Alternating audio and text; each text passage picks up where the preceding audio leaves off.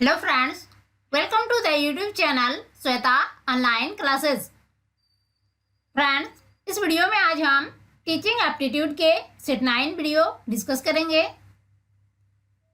ये वीडियो आपके लिए काफ़ी हेल्पफुल होने वाली है क्योंकि इस वीडियो में आज हम 25 most important objective questions discuss करेंगे, जो क्वेश्चंस बीएड एंट्रेंस एग्जाम की प्रिपरेशन करने वाले स्टूडेंट्स के लिए काफ़ी हेल्पफुल होगा। तो फ्रेंड्स, ये मेरा नया चैनल है। अगर आपने अभी तक इस चैनल को सब्सक्राइब नहीं किए हैं तो वीडियो के नीचे रेड कलर का सब्सक्राइब बटन है, उसे प्रेस करके चैनल को सब्सक्राइब कीजिए। साथ ही साथ नोटिफिकेशन बेल को भी प्रेस कीजिए ताकि आपको बीएड से रिलेटेड हेल्पफुल वीडियोज की लेटेस्ट अपडेट मिलती रहे। तो चलिए वीडियो शुरू करते हैं। तो हमारा फर्स्ट क्वेश्चन में सबसे पहले रिक्त स्थान दिया हुआ है, फिर है के कारण प्रतिभाशालिता होती है। तो इस रिक्त स्थान में हमें सही शब्द भरना है। तो सबसे पहले हम इसका ऑप्शन देख लेते हैं। तो ऑप्शन ए है आनुवंशिक रचना, ऑप्शन बी वातावरणीय अभिप्रेरणा, ऑप्शन सी ए और बी का संयोजन, और ऑप्शन डी है मनोसामाजिक कारकों। तो किसी भी शिक्षार्थी का प्रतिभाशाली होना सामान्यतः उसके आनुवंशिक रचना तथा वातावरणीय रचना पर निर्भर करता है। इसलिए इस क्वेश्चन का राइट आंसर होगा ऑप्शन सी, ए और बी का संयोजन। अब नेक्स्ट क्वेश्चन, मध्य बाल्यावस्था में भाषा, उसके बाद रिक्त स्थान है, फिर है के बजाय, उसके बाद फिर रिक्त स्थान है, फिर है अधिक है। तो इन दो रिक्त स्थानों में हमें सही शब्द भरना है। तो इसका ऑप्शन ए है सामाजिकृत अहं केंद्रित, ऑप्शन बी जीववादी सामाजिकृत, ऑप्शन सी परिपक्व अपरिपक्व, और ऑप्शन डी है अहं केंद्रित सामाजिकृत। तो मध्य बाल्यावस्था में बालक भाषा के स्तर पर सामाजिकृत के बजाय अहं केंद्रित अधिक होता है। इस अवस्था में बालक बाल्यावस्था से परिपक्वता की ओर उन्मुख होता है। इसलिए इस क्वेश्चन का राइट आंसर होगा ऑप्शन ए। अब नेक्स्ट क्वेश्चन, समावेशी शिक्षा मानती है कि हमें, उसके बाद रिक्त स्थान है, फिर है को, उसके बाद फिर रिक्त स्थान है, फिर है के अनुरूप बदलना है। तो इन दो रिक्त स्थानों में हमें सही शब्द भरना है। तो ऑप्शन ए है व्यवस्था और बच्चे, ऑप्शन बी है परिवेश परिवार, ऑप्शन सी है बच्चे और परिवेश, और ऑप्शन डी है बच्चे और व्यवस्था। तो फ्रेंड्स, ये क्वेश्चन हम यहाँ पर थोड़ा सा समझते हैं। तो समावेशी शिक्षा बच्चों के व्यक्तिगत अंतर को मान्यता देती है और यह भी मानती है कि बच्चों के साथ कहीं भी और किसी भी प्रकार का भेदभाव नहीं होना चाहिए। इसी को ध्यान में रखते हुए समावेशी शिक्षा की अवधारणा विकसित की गई। यह शिक्षा बच्चों के अनुसार व्यवस्था में परिवर्तन की बात करती है ताकि शारीरिक, सामाजिक, आर्थिक रूप से असमर्थ बच्चों की शिक्षा व्यवस्था सामान्य विद्यालयों में हो सके। इसलिए इस क्वेश्चन का राइट आंसर होगा ऑप्शन ए। समावेशी शिक्षा मानती है कि हमें व्यवस्था को बच्चों के अनुरूप बदलना है। अब नेक्स्ट क्वेश्चन, समाजीकरण है। ऑप्शन ए शिक्षक एवं पढ़ाए गए के बीच संबंध, ऑप्शन बी समाज के आधुनिकीकरण की प्रक्रिया, ऑप्शन सी समाज के मानदंडों के साथ अनुकूलन, और ऑप्शन डी है सामाजिक मानदंडों में परिवर्तन। तो समाज के मानदंडों के साथ अनुकूलन ही समाजीकरण है। इसलिए इस क्वेश्चन का राइट आंसर होगा ऑप्शन सी। अब अब नेक्स्ट क्वेश्चन, कक्षा अध्यापक ने राघव को अपनी कक्षा में अपने कीबोर्ड पर स्वयं द्वारा तैयार किया गया मधुर संगीत बजाते हुए देखा। कक्षा अध्यापक ने विचार किया कि राघव में, उसके बाद रिक्त स्थान है, फिर है बुद्धि उच्च स्तरीय थी। तो इस रिक्त स्थान में हमें सही शब्द भरना है। तो सबसे पहले हम इसका ऑप्शन देख लेते हैं। तो ऑप्शन ए है शारीरिक गतिबोधक, ऑप्शन बी संगीतमय, ऑप्शन सी भाषाई और ऑप्शन डी है स्थानिक। तो कक्षा अध्यापक ने राघव को अपनी कक्षा में अपने कीबोर्ड पर स्वयं द्वारा तैयार किया गया मधुर संगीत बजाते हुए देखा। कक्षा अध्यापक ने विचार किया कि राघव में संगीतमय बुद्धि उच्च स्तरीय थी। संगीतमय बुद्धि के कारण ही वह संगीत के सूक्ष्म भेदों को समझ पाता है। इसलिए इस क्वेश्चन का राइट आंसर होगा ऑप्शन बी। अब नेक्स्ट क्वेश्चन, अध्यापिका ने एक कमेटी के प्रधान को सभापति के स्थान पर सभाध्यक्ष लिखा। यह संकेत करता है कि अध्यापिका ऑप्शन ए एक अधिक उपयुक्त परिभाषित शब्द का पालन करती है, ऑप्शन बी भाषा पर अच्छा अधिकार रखती है, ऑप्शन सी एक लिंग मुक्त भाषा का प्रयोग कर रही है और ऑप्शन डी है लिंग पूर्वाग्रह से ग्रस्त है। तो सभापति एक पुल्लिंग शब्द है, जबकि सभाध्यक्ष एक सामान्य शब्द है जिसके अंतर्गत पुल्लिंग या स्त्रीलिंग दोनों आते हैं। अतः अध्यापिका ने एक लिंग मुक्त भाषा का प्रयोग किया। इसलिए इस क्वेश्चन का राइट आंसर होगा ऑप्शन सी। अब नेक्स्ट क्वेश्चन, 14 वर्षीय देविका अपने आप में पृथक स्वनियंत्रित व्यक्ति की भावना को विकसित करने का प्रयास कर रही है। वह विकसित कर रही है ऑप्शन ए नियमों के प्रति घृणा, ऑप्शन बी स्वायत्तता, ऑप्शन सी किशोरावस्थात्मक अक्खड़पन और ऑप्शन डी है परिपक्वता। तो 14 वर्षीय देविका अपने आप में पृथक स्वनियंत्रित व्यक्ति की भावना को विकसित करने का प्रयास कर रही है। वह स्वायत्तता को विकसित कर रही है। इसलिए इस क्वेश्चन का राइट आंसर होगा ऑप्शन बी। अब नेक्स्ट क्वेश्चन, जब बच्चे एक अवधारणा को सीखते हैं और उसका प्रयोग करते हैं तो अभ्यास उनके द्वारा की जाने वाली त्रुटियों को कम करने में मदद करता है। यह विचार, उसके बाद रिक्त स्थान है, फिर है के द्वारा दिया गया। तो इस रिक्त स्थान में हमें सही विकल्प भरना है। तो ऑप्शन ए है E.L. Thorndike, option B Jean पियाजे, ऑप्शन सी J.B. वाटसन और ऑप्शन डी है लेव वाइगोत्स्की।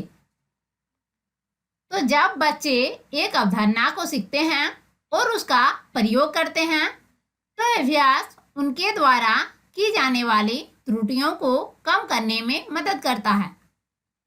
यह विचार E.L. थर्नडाइक के द्वारा दिया गया। इसलिए इस क्वेश्चन का राइट आंसर होगा ऑप्शन ए। अब नेक्स्ट क्वेश्चन, निम्नलिखित में से कौन सा बच्चों के संवेगात्मक विकास के लिए सर्वाधिक उपयुक्त है? ऑप्शन ए कक्षा कक्ष का प्रजातांत्रिक परिवेश, ऑप्शन बी अध्यापकों की कोई भी सहभागिता नहीं क्योंकि यह माता पिता का कार्य है,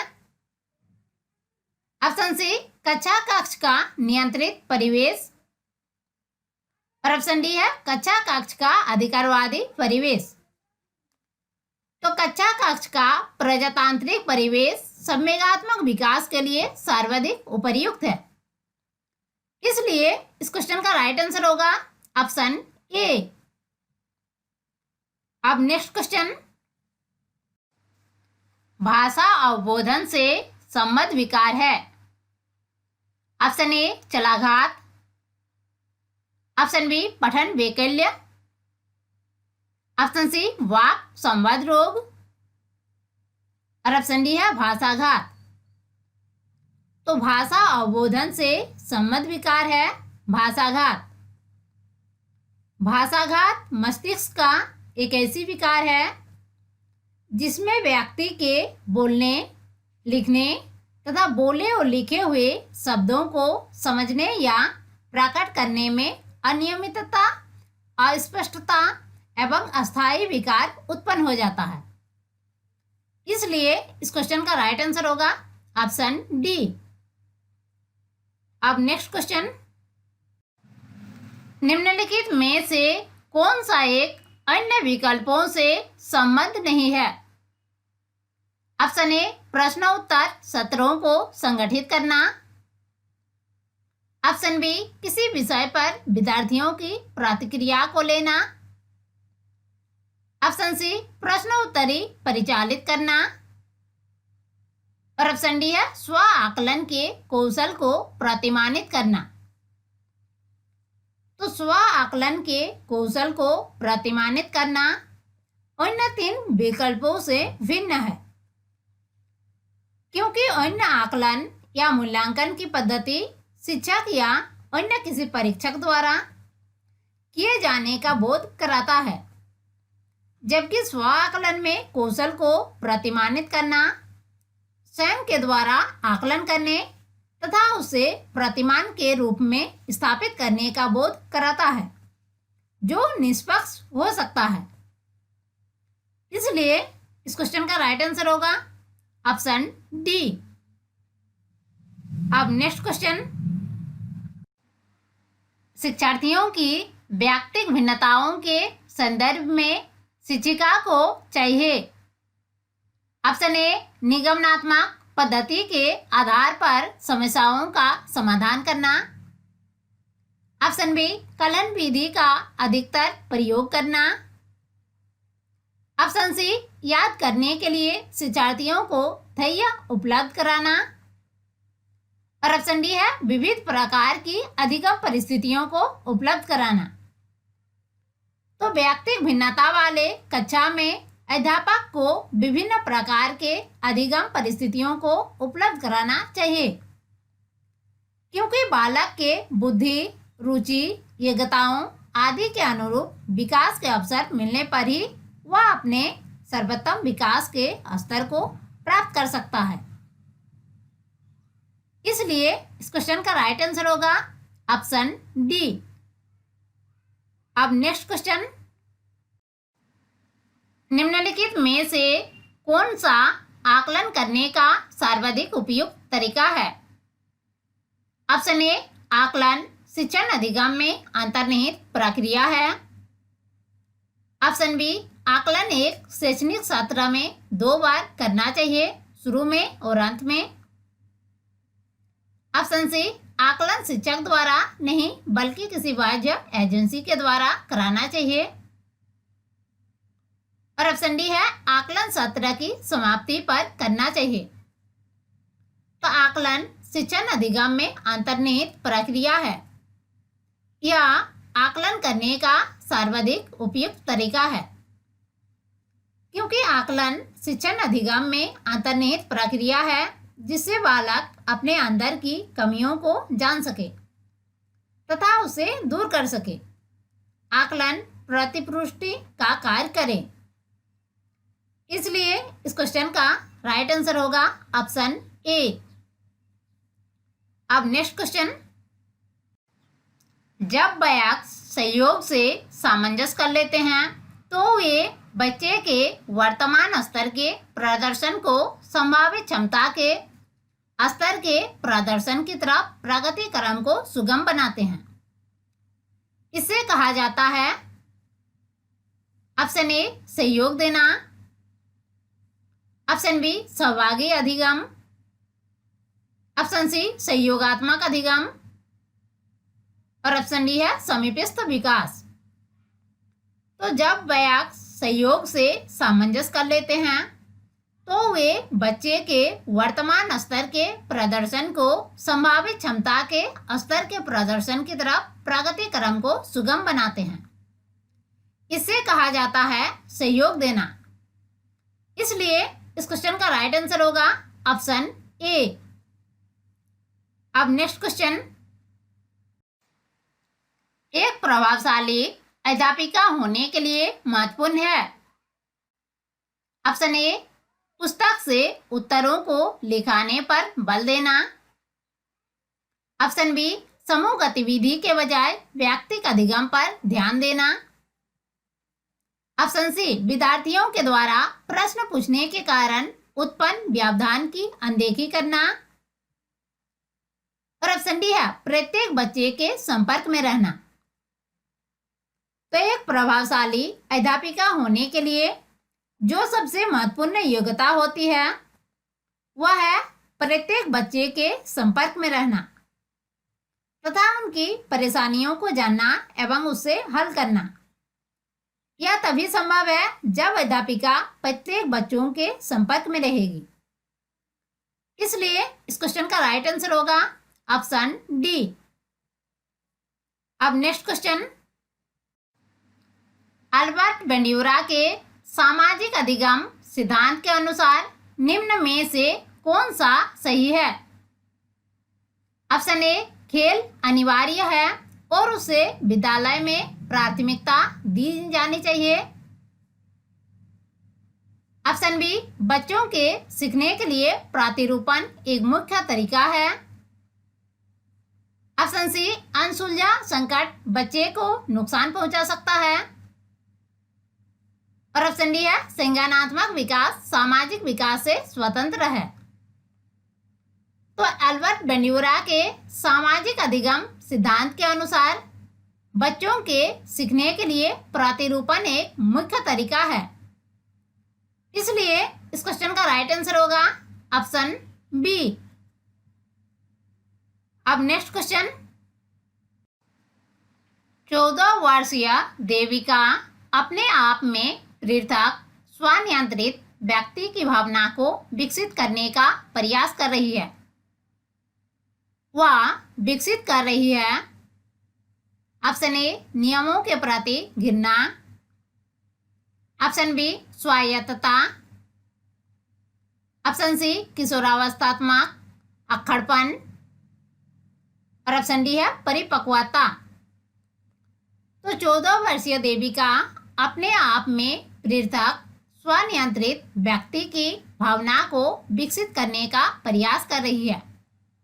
वह स्वायत्तता को विकसित कर रही है। इसलिए इस क्वेश्चन का राइट आंसर होगा ऑप्शन बी। अब नेक्स्ट क्वेश्चन, बहुशिक्षण शास्त्रीय तकनीकें, वर्गीकृत अधिगम सामग्री, बहुआकलन तकनीकें एवं परिवर्तनीय जटिलता एवं सामग्री का स्वरूप निम्नलिखित में से किससे संबंध है। ऑप्शन ए सार्वभौमिक अधिगम प्रारूप। ऑप्शन बी उपचारात्मक शिक्षण। ऑप्शन सी विभेदित अनुदेशन। और ऑप्शन डी है पारस्परिक शिक्षण। तो बहुशिक्षण शास्त्रीय तकनीकें, वर्गीकृत अधिगम सामग्री, बहुआकलन तकनीकें तथा परिवर्तनीय जटिलता एवं सामग्री का स्वरूप विभेदित अनुदेशन से संबंध है। इसलिए इस क्वेश्चन का राइट आंसर होगा ऑप्शन सी। अब नेक्स्ट क्वेश्चन, यदि एक विद्यार्थी विद्यालय में लगातार निम्नतर श्रेणी प्राप्त करता है तो उसके अभिभावक को उसकी सहायता हेतु परामर्श दिया जा सकता है कि ऑप्शन ए वह अध्यापकों की घनिष्ठ संगति में कार्य करे। ऑप्शन बी मोबाइल फोन, चलचित्र, कॉमिक्स, खेल हेतु अतिरिक्त काल पर रोक लगाए। ऑप्शन सी जो भली भांति शिक्षा नहीं ले पाए उनकी जीवन संबंधी कठिनाइयों का वर्णन करे। और ऑप्शन डी है घर पर उसको परिश्रम कार्य करने पर बल दे। तो यदि विद्यार्थी निरंतर कक्षा में निम्नतम श्रेणी प्राप्त करता है तो उसके अभिभावक को उसकी सहायता हेतु परामर्श दिया जा सकता है कि वह अपने अध्यापकों से घनिष्ठता के साथ कार्य करे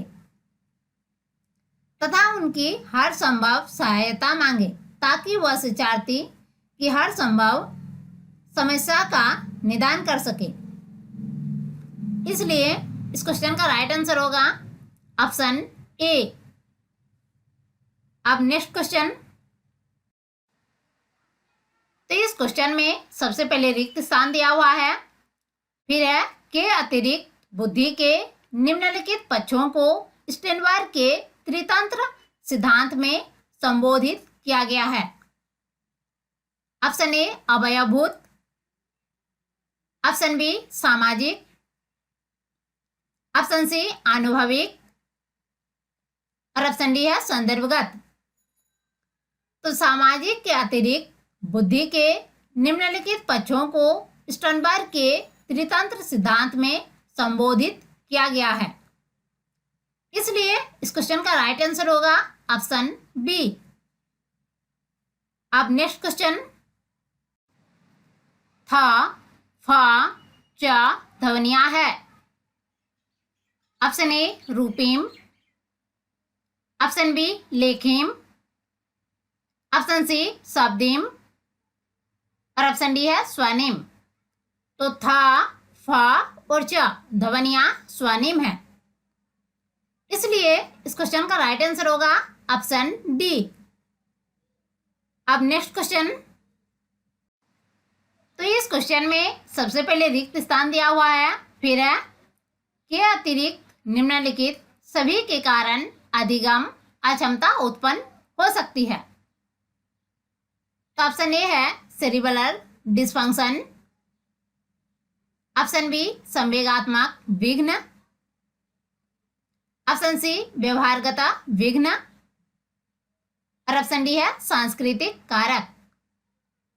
तो सांस्कृतिक कारक के अतिरिक्त सभी कारक जैसे सेरिब्रल डिस्फंक्शन, संवेगात्मक विघ्न तथा व्यवहारगत विघ्न के कारण अधिगम अक्षमता उत्पन्न हो सकती है। इसलिए इस क्वेश्चन का राइट आंसर होगा ऑप्शन डी।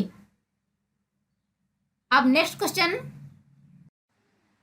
बच्चों में सीखने और सुनने के लिए अधिगम योग्य वातावरण के लिए निम्नलिखित में से कौन उपयुक्त है। ऑप्शन ए एक लंबे समय के लिए निष्क्रिय रूप से सुनना, ऑप्शन बी निरंतर गृह कार्य देते रहना, ऑप्शन सी सीखने वाले द्वारा व्यक्तिगत कार्य करना और ऑप्शन डी है शिक्षार्थियों को कुछ या छूट देना कि क्या सीखना है और कैसे सीखना है। तो अधिगम योग्य वातावरण में सबसे उपयुक्त है कि शिक्षार्थी पूर्ण रूप से स्वतंत्र हो कि वह क्या सीखना चाहता है और किसमें उसकी रुचि है, ताकि वह बिना किसी परेशानी से सीख सके और कर सके। अतः शिक्षार्थियों को यह छूट देना कि क्या सीखना है और कैसे सीखना है अधिगम योग्य वातावरण के लिए सबसे उपयुक्त है। इसलिए इस क्वेश्चन का राइट आंसर होगा ऑप्शन डी। अब नेक्स्ट क्वेश्चन। निम्नलिखित में से कौन सा सीखने के लिए अधिकतम रूप से अभिप्रेरित करता है। ऑप्शन ए लक्ष्यों को प्राप्त करने में व्यक्तिगत संतुष्टि, ऑप्शन बी बाह्य कारक, ऑप्शन सी असफलता से बचने के लिए अभिप्रेरणा और ऑप्शन डी है बहुत सरल या कठिन लक्ष्यों का चयन करने की प्रवृत्ति। तो लक्ष्यों को प्राप्त करने में व्यक्तिगत संतुष्टि सीखने के लिए अधिकतम रूप से अभिप्रेरित करता है। इसलिए इस क्वेश्चन का राइट आंसर होगा ऑप्शन ए। अब नेक्स्ट क्वेश्चन। बुद्धि के द्विकारक सिद्धांत का प्रतिपादन किसने किया? Option A Thorndike, option B Spearman, option C Vernon और ऑप्शन डी है स्टर्न। तो बुद्धि के द्विकारक सिद्धांत का प्रतिपादन अंग्रेज मनोवैज्ञानिक स्पेयरमैन ने 1904 में किया था। इनके अनुसार बुद्धि दो कारकों से मिलकर बनी है, सामान्य योग्यता कारक जी फैक्टर तथा विशिष्ट योग्यता कारक एस फैक्टर। इसलिए इस क्वेश्चन का राइट आंसर होगा option B. Friends, I hope ये वीडियो आपके लिए काफ़ी हेल्पफुल रहा होगा। तो इसी तरह की हेल्पफुल वीडियोज पाने के लिए इस वीडियो को लाइक कीजिए, चैनल को सब्सक्राइब कीजिए, साथ ही साथ इससे अपने दोस्तों के साथ अधिक से अधिक शेयर कीजिए ताकि आपके दोस्तों को भी इस वीडियो का बेनिफिट मिल सके।